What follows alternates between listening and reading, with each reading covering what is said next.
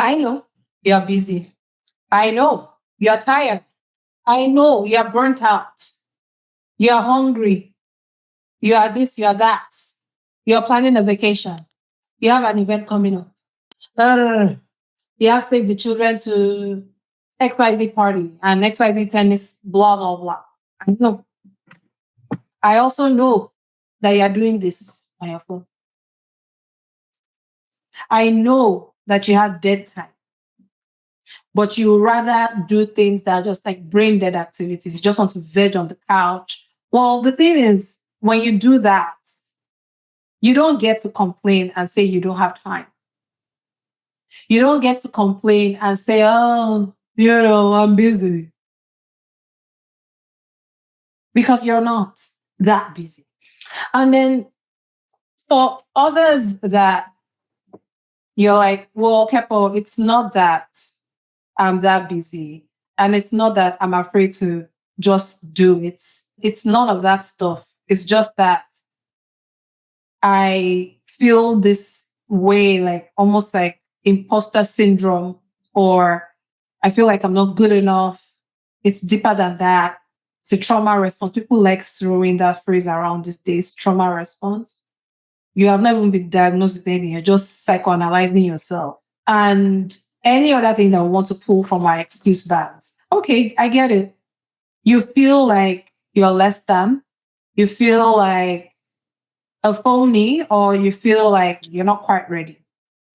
Maybe because you don't feel competent, or you don't feel you have the right skills, whatever it is, or you don't feel like you deserve it. I want to break down something to you. The whole idea of imposter syndrome, honestly, I didn't even really believe in it. I think that one of two things is usually happening. Number one is there is something that you really want to do, and you can see that you don't have all the skills to actually do that thing well, right? So it's that stage of being, that conscious incompetence. You are aware that, okay, this is what I really want to do. Like me now, podcasting, where now that I'm recording, I'm realizing, well, I'm not really great at speaking after all. I go off tangents, I lose my train of thought, I ramble. I need training here. But guess what? You're still listening to me. Yeah, you're still listening to me. I don't even know where I should be looking. Should I be looking at this lens here, or should I be looking at myself? I'll figure it out on the next podcast episode. My point is, I recognize that, okay, I don't have all the skills, right? It's very easy when I'm talking to my friends, I'm just rambling on and on and on. But when I'm actually recording in my head, I'm thinking, oh, I don't want to ramble too much. I want to get to the point. I don't want to lose the person listening to this or watching this via YouTube. It's all nonsense. Yes, you don't have enough skills. Depending on what it is, you could start messy. Again, that whole start messy thing, that whole done that perfect thing. I'm starting messy. I will learn as I go along. I'm pretty sure when I play back my 100th episode and I look back at this first one, I want to enter the ground. That's okay. We'll cross that bridge when it gets there. But I'll upskill. It is not an excuse to not start. Now, it's different if maybe, I'm going to use an extreme example here. You want to apply to be on the board of something of Surgeons of America. If you have not performed those types of surgeries before, or you haven't gotten the credentials or whatever, yes, you are going to feel what they call imposter syndrome. When you're talking to somebody who could get you in on the board, okay, so you know that, okay, there's a gap to fill there. Go fill it. And that's an extreme example, right?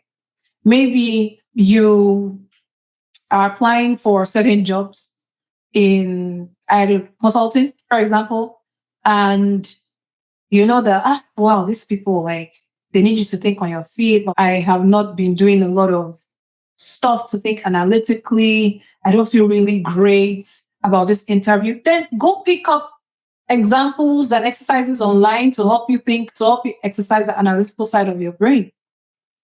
Imposter syndrome, gone. Now, the other reason why someone might be feeling what they call quote unquote imposter syndrome. I said there are two things that might be happening, right? One is just there's a skill gap. The second one is you're just being human because you're stepping out of your comfort zone. You're doing something that feels unnatural. You're going to feel a little bit weird, like a fish out of the water.